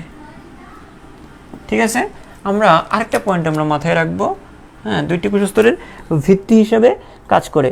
আচ্ছা, এখানে আরেকটা জিনিস তোমাদের হয়তো বা কিছুটা মনে আছে, তোমাদেরকে যে বলছিলাম এই যে কিছু স্নায়ুতন্তু মেসোগ্লিয়া ঘেঁষে অবস্থান করে, সংবিধি কোষের স্নায়ুরোমগুলো, এই মনে আছে তোমাদের, এগুলো পড়াইছিলাম, আগের পড়াগুলো রিভাইজ দিবা। এগুলা থেকে কিছু তন্তু বের হয়, এগুলা থেকে কিছু কি বের হয়, তন্তু বের হয়, স্নায়ুকোষের তন্তু। আরেকটা কি তন্তু, স্নায়ুকোষের তন্তু, সংবিধি কোষের তন্তুগুলো এই মেসোগ্লিয়াতে অবস্থান করে। এই যে এরকম এখান থেকে বের হয়ে এরকম হয় না, দেহকে সমান্তরালে, দেহকে সমকোণে অবস্থান করে বলছিলাম না। তা আমরা 3 রকমের কোষের তন্তু এখানে অবস্থান করবে। একটা হচ্ছে সংবিধি কোষ, স্নায়ুকোষের তন্তু, আর পেশি আবরণী কোষের মায়োফাইব্রিল। কি বললাম, পেশি আবরণী কোষের মায়োফাইব্রিল, মানে এটাও এক ধরনের তন্তু, পেশি প্রবর্ধনগুলো এখানে ধারণ করে। তাই আমরা বলতে পারি স্নায়ুকোষ, সংবিধি কোষ এবং পেশি আবরণী কোষের, তা আমরা যদি বলি স্নায়ুকোষ, আমরা যদি বলি মানে এখানে সুতা চারদিক থেকে সুতা আসবে, বিভিন্ন কোষ থেকে তন্তু বা সুতাগুলো এসে মেসোগ্লিয়াতে অবস্থান করবে, সোজা হিসাব। তো কি কি কোষ, 3টা কোষ আমি বলি, একটা হচ্ছে স্নায়ুকোষ, সংবিধি কোষ, স্নায়ুকোষ, সংবিধি কোষ এবং স্নায়ুকোষ, সংবিধি কোষ এবং পেশি আবরণী কোষের, এবং পেশি আবরণী কোষের এবং স্নায়ুকোষ এবং সংবিধি কোষের তন্তুসমূহ। আমি আগে এটা লিখে ফেলি, স্নায়ুকোষ এবং সংবিধি কোষের তন্তুসমূহ, সুতা মানে সুতা, তন্তুসমূহ এবং আরেকটা কোষ আছে, এটা হচ্ছে স্নায়ুকোষ, এটা সংবিধি কোষ, আরেকটা কোষ আছে পেশি আবরণী কোষ, পেশি আবরণী কোষের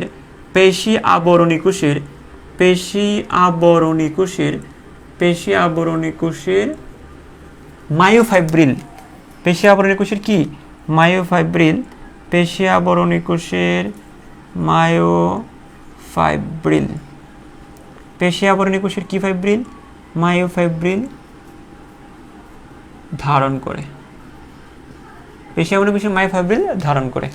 ঠিক আছে, পেশি আবরণী কোষের মায়োফাইব্রিল ধারণ করে, যার ফলে দেহকে বাঁকানো সম্ভব, যার কারণে দেখা যাচ্ছে নিচে, হ্যাঁ, যার কারণে এটা কি দেহকে কি করতে পারে, যার কারণে দেহকে বাঁকানো সম্ভব, দেহকে বাঁকানো সম্ভব হয়। বাঁকানো সম্ভব হয়। এতটুকু ক্লিয়ার কি? তিনটা পয়েন্ট, জাস্ট তিনটা পয়েন্ট আমি আবার বলে দিচ্ছি। একটা হচ্ছে এরা যেন আমাদের শরীরে যেমন মাংসপেশিগুলো হাড্ডির মধ্যে আটকে থাকে, এদের ক্ষেত্রেও মেসোগ্লিয়াতে বিভিন্ন কোষগুলো আটকে থাকে। এই কথা থেকে আমরা বলতে পারি এটা নমনীয় কঙ্কাল হিসাবে দেহকে অবলম্বন দেয়। কেমন কঙ্কাল? নমনীয় কঙ্কাল হিসাবে। তারপরে দুইটা কোষস্তরের ভিত্তি হিসাবে কাজ করে। এই কোষ এবং এই কোষগুলো এটা একটা ভিত্তি হিসাবে কাজ করে, ওটার মধ্যে আটকে থাকে। হ্যাঁ, তারপরে হচ্ছে এই স্তরটার মধ্যে বিভিন্ন কোষের তন্তু এসে অবস্থান করবে। স্নায়ুকোষ এবং সংবেদী কোষের তন্তু এবং পেশি আবরণী কোষের মায়োফাইব্রিল এই জায়গাতে অবস্থান করবে। আশা করি এই পর্যন্ত তোমাদের ক্লিয়ার। তাহলে আমরা মেসোগ্লিয়া এই পর্যন্তই, খুব কঠিন কিছু না। আশা করি তোমরা বুঝতে পেরেছ। আমাকে একটু করে জানাও, এভাবে সুন্দর করে তোমরা নোটটা করে ফেলবা, তাহলে তোমাদের জন্য এটা সুবিধা হবে।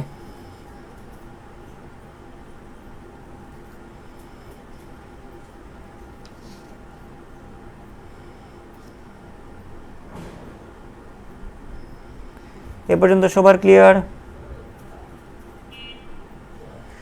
আচ্ছা, আমরা আরেকটা জিনিস, তোমাদের নাকি আবার ক্লাস আছে। আচ্ছা ঠিক আছে, আমি এটা আরেকটা ছোট্ট একটা টপিক পড়ায় দিচ্ছি। সেটা হচ্ছে, যদি আমি বলি একটা ছোট টপিকে যাই, আমরা ছোট টপিকটা হচ্ছে এরকম, সিলেন্টেরন। আমরা সিলেন্টেরনটা পড়ে ফেলি। সিলেন্টেরন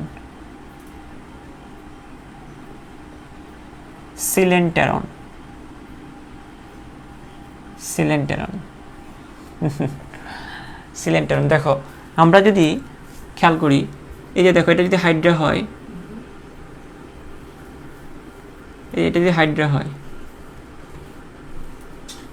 দেখো হাইড্রার ভিতরে একটা গহ্বর আছে না?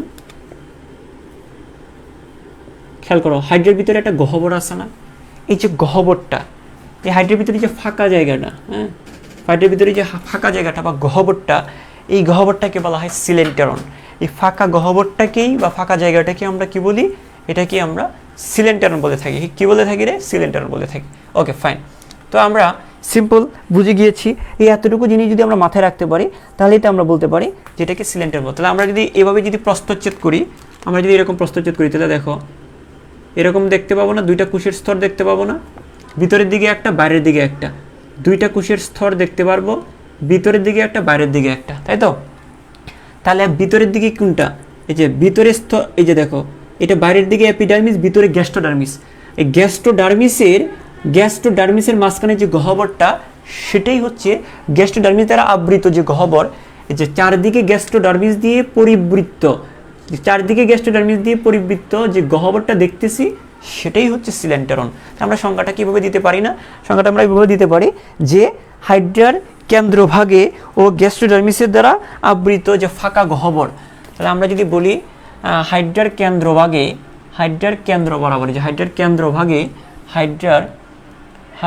কেন্দ্রভাগে খেয়াল করো, হাইড্রার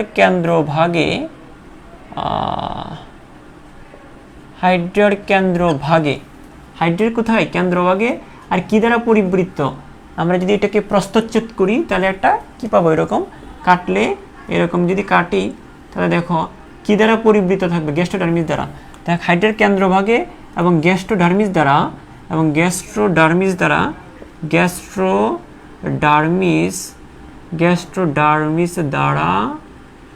আবৃত বা পরিবৃত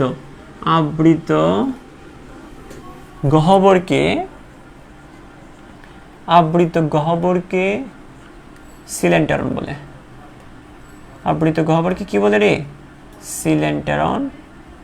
সিলেন্টেরন বলে। ঠিক আছে?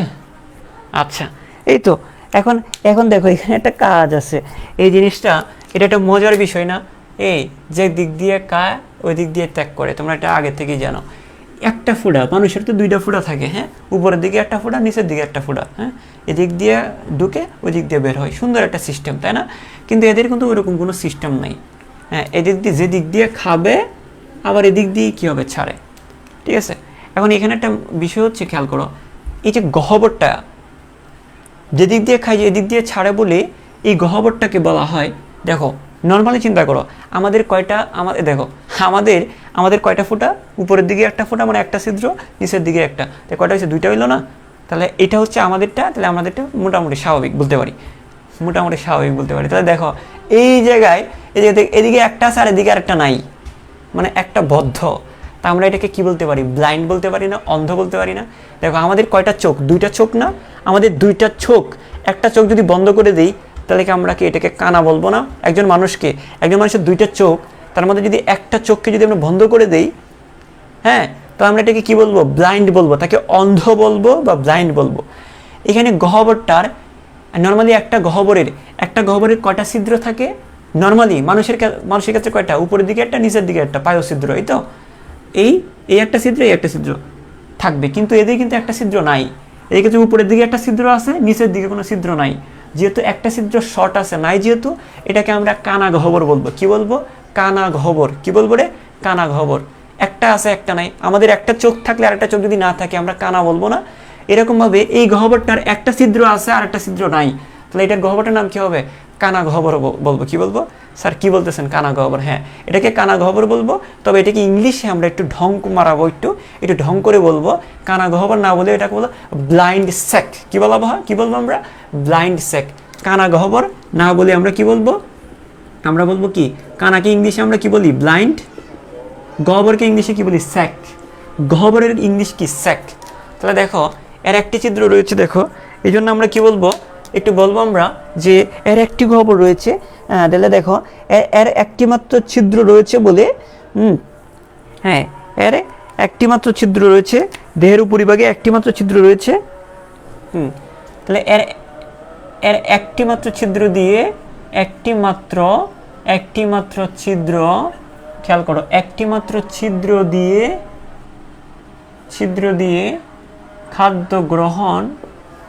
খাদ্যটা গ্রহণ করে, এই ছিদ্র দিয়ে খাবার খায়, খাদ্য গ্রহণ ও বর্জ্য পদার্থ ত্যাগ, ও বর্জ্য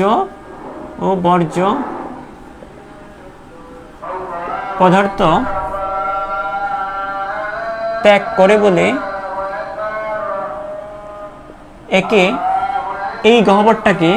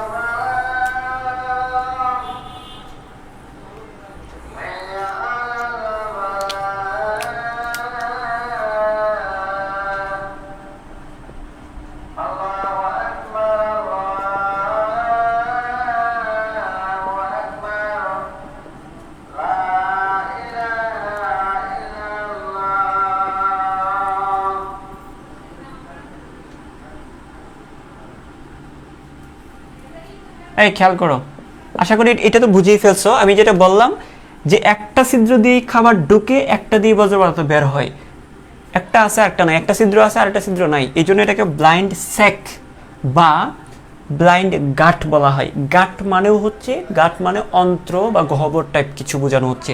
স্যাক মানে থলি বা গহ্বর, গাট দিয়েও বোঝানো হয় পরিপাক নালী বা ওই রিলেটেড কিছু, তাহলে ব্লাইন্ড স্যাক বা ব্লাইন্ড গাট বলা হয়। তো যাই হোক, এই গহ্বরের মধ্যে আবার দেখো আরও একটা নাম আছে, এই গহ্বরের মধ্যে খাদ্য পরিপাক হয়। এই জায়গাটার মধ্যে কি হয়? এই যে দেখো, এই গহ্বরটার মধ্যে এই গহ্বরটার কাজ কি? ওই জায়গাটার মধ্যে খাদ্য পরিপাক হয়। এই গহ্বরটার মধ্যে কি হয়? খাদ্য পরিপাক হয়, খাদ্যটা পরিপাক হয়, এবং এইটার মাধ্যমেই, এটার ভিতর দিয়েই বিভিন্ন খাদ্য উপাদান, বর্জ্য পদার্থ, রেচন পদার্থ অপসারণ হয়, মানে পরিবহন হয়। এক কথায় পরিপাক হয়, আরেক কথায় খাদ্যসার পরিবহন হয়। খাদ্যসার মনে করো এদিক দিয়ে খাবারটা ঢুকছে, এই খাবারটা এখানে আসতে পারবে, পরিবহন হচ্ছে না এটা। তথা খাদ্যসার খাদ্যসার খাদ্যসার রেচন পদার্থ রেচন পদার্থ রেচন পদার্থ পদার্থ ও রেচন পদার্থ শ্বসন পদার্থ শ্বসন পদার্থ রেচন পদার্থ শ্বসন পদার্থ পদার্থ পরিবহন হয় পরিবহন হয়। তা দেখো খেয়াল করো, পরিবহন হয় বলে একে একে একে গ্যাস্ট্রোভাস্কুলার গহ্বর বলা হয়। কি বলা হয়? গ্যাস্ট্রোভাস্কুলার ভাস্কুলার গহ্বর বলে। এটাই লাস্ট, গহ্বর বলে। একটু বুঝো, লাইনটা বুঝিয়ে দিচ্ছি, তারপর যাচ্ছি গা। দেখো গহ্বর বলে, দেখো আমি কি বললাম, এটার ভিতরে খাবারটা পরিপাক হয়। কি হয়? এই যে খাবার পরিপাক হয়, আর এই গহ্বরের মাধ্যমেই এক জায়গা থেকে আরেক জায়গায় পরিবহন হয়। কি হয়? পরিবহন হয়। এখন পরিবহনটা কি কি পরিবহন হয়? খাদ্যসার মানে শর্করা, আমিষ, চর্বি, এগুলো হচ্ছে খাদ্যসার। শর্করা, আমিষ, চর্বি পরিবহন হয়। রেচন পদার্থ বলতে আমরা কি বুঝি? ওই যে নাইট্রোজেন গঠিত রেচন পদার্থ, ইউরিয়া, ইউরিক অ্যাসিড, ক্রিয়েটিনিন, এইগুলা। তারপরে হচ্ছে শ্বসন পদার্থ বলতে আমরা কি বুঝি? অক্সিজেন, কার্বন ডাইঅক্সাইড, এই জিনিসগুলো। ঠিক আছে? তো যাই হোক, এক কথায় এখানে খাবারটা পরিপাক হয়, এই গহ্বরটার ভিতর খাবার পরিপাক হয়, এবং এই গহ্বরের ভিতরেই খাবার কি এক জায়গা থেকে আরেক জায়গায় পরিবহন হয়। তো এখানে পরিপাক, এই খাদ্য পরিপাক মানে কি? খাদ্য পরিপাক মানে হচ্ছে জটিল খাদ্যকে সরল খাদ্যে পরিণত করা। এটা হচ্ছে খাদ্য পরিপাক। এটা আমরা পড়বো, আগামী ক্লাসেই পড়বো আমরা। আপাতত এতটুকু জেনে রাখো, এখানে খাদ্যটা হজম হয় বা পরিপাক হয়, এবং এই গহ্বরের মাধ্যমে এক জায়গা থেকে আরেক জায়গায় বিভিন্ন পদার্থ পরিবহন হয়। এই পরিপাক হয় এবং পরিবহন হয় বলে একে কি বলা হয়? গ্যাস্ট্রোভাস্কুলার গহ্বর বলা হয়। কি বলা হয়? গ্যাস্ট্রোভাস্কুলার। এখন বলতে পারো যে স্যার এটার মধ্যে পরিপাক হয় আর এর ভিতর দিয়ে পরিবহন হয় বলে একে কেন গ্যাস্ট্রোভাস্কুলার গহ্বর বলা হয়? কারণ পরিপাক কথাটা, পরিপাক রিলেটেড কোনো কিছুকে আমরা কি দিয়ে বুঝি? আমরা গ্যাস্ট্রো দিয়ে বুঝি। নর্মালি আমাদের খাবার কোথায় পরিপাক হয়? আমাদের খাবার পাকস্থলীতে পরিপাক হয় কিছুটা। তা পাকস্থলীকে আমরা কি বলি? গ্যাস্ট্রো বলি না? গ্যাস্ট্রো। আমাদের খাবার কিছুটা পাকস্থলীতে পরিপাক হয়, তা পাকস্থলীকে আমরা কি বলি? গ্যাস্ট্রো বলে থাকি। পাকস্থলী বলতে আমরা কি বুঝি? গ্যাস্ট্রো। তো মানে আমরা তাহলে বলতে পারি পরিপাক রিলেটেড কোনো কিছুকে আমরা কি দ্বারা বুঝি? গ্যাস্ট্রো দ্বারা বুঝি। তো দেখো, যেহেতু খাবারটা এখানে পরিপাক হচ্ছে, তাই আমরা এটার নাম বলতেছি গ্যাস্ট্রো। আর যেহেতু পরিবহন হচ্ছে, তাই আমরা বলতেছি ভাস্কুলার। ভাস্কুলার কথাটার মানে হচ্ছে পরিবহন। তোমরা ক্লাস 10-এ পড়ছো না, ভাস্কুলার টিস্যু মানে হচ্ছে পরিবহন টিস্যু। ভাস্কুলার কথাটার বাংলা অর্থ হচ্ছে পরিবহন। তো দেখো, এখানে খাবারটা পরিপাক হচ্ছে বলে ওই কথাটাকে বোঝানো হচ্ছে গ্যাস্ট্রো দিয়ে, আর পরিবহন হচ্ছে বলে, এই গহ্বরের ভিতর দিয়ে পরিবহন হচ্ছে বলে এটাকে ভাস্কুলার বোঝানো হচ্ছে। তাহলে পরিপাক হওয়ার কারণে গ্যাস্ট্রো বলা হচ্ছে, আর পরিবহন হচ্ছে বলে ভাস্কুলার বলা হচ্ছে। এক কথায় এই গহ্বরটার নাম হচ্ছে গ্যাস্ট্রোভাস্কুলার গহ্বর। মানে পরিপাকও হয়, এটার মাধ্যমে পরিবহনও হয়, এই জন্য এটা গহ্বরটার নাম কি? গ্যাস্ট্রোভাস্কুলার গহ্বর। Got it? বুঝতে পেরেছ? কমেন্টে তাড়াতাড়ি জানাও, তাহলে আমি ক্লাসটা শেষ করব। বুঝছো কিনা তাড়াতাড়ি জানাও, তাড়াতাড়ি জানায় দাও। বুঝছো কিনা?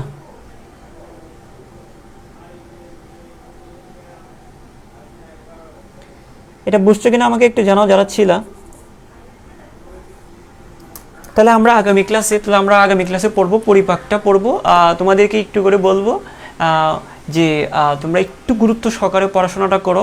আমি যতটুকু পড়াচ্ছি, আমি যতগুলো চ্যাপ্টারই পড়াবো, অন্তপক্ষে এতটুকু মাথায় রাখো, লাইন বাই লাইন ধরে পড়ানোর চেষ্টা করব। তো এই জিনিসগুলো যদি একবার সুন্দর করে নোট করে নিতে পারো, দেখবা যে তুমি খুব ভালো করবা, আসলে ভালো করবা। এগুলো তোমার জন্য অ্যাসেট। একবার সুন্দর করে নোট করে দিলা, নোট করে রাখলা, তোমার এইচএসসিটাও কভার হবে, মেডিকেল অ্যাডমিশনও কভার হবে, ভার্সিটি অ্যাডমিশনও কভার হবে। আমার মেডিকেল বেচে প্রায় 800-র মতো স্টুডেন্ট আছে। ওদেরকে আমি ঠিক এইভাবেই পড়াচ্ছি, ঠিক এইভাবে, বিশ্বাস করো, বিলিভ মি, ঠিক এইভাবে পড়াচ্ছি। আমার ভার্সিটি বেচেও আমি ঠিক এইভাবে পড়াচ্ছি, ঠিক আছে? আমার ফার্স্ট ইয়ারের বেচেও ঠিক এইভাবে পড়াচ্ছি। তো এই জন্য তোমাদেরকে বলি যে তোমরা একটু সিরিয়াসলি পড়ো। যেভাবে যেগুলো পড়াচ্ছি, এই জিনিসগুলো তোমার সব কিছুর জন্য কভার আপ হয়ে যাচ্ছে, ঠিক আছে? তো আশা করি তোমরা জিনিসটা বুঝতে পেরেছো। আর একটা কথা হচ্ছে যে তোমরা সবাই সবাই যারা মুসলিম, তারা 5 ওয়াক্ত নামাজ পড়ার চেষ্টা করবা, আর আমার জন্য দোয়া করবা। আমিও চেষ্টা করি কিন্তু তোমাদের ক্লাস টাইমটা দেখি, এটা তোমাদের অনেকেই নামাজের প্রবলেম হচ্ছে আমি বুঝতে পারছি, আমারও হচ্ছে। তো এই জিনিসটা চেঞ্জ করা যায় কিনা, টাইমটা একটু এদিক সেদিক করা যায় কিনা আমি কথা বলে দেখবো। তো টিল দেন সবাই ভালো থাকো, সুস্থ থাকো, আসসালামু আলাইকুম।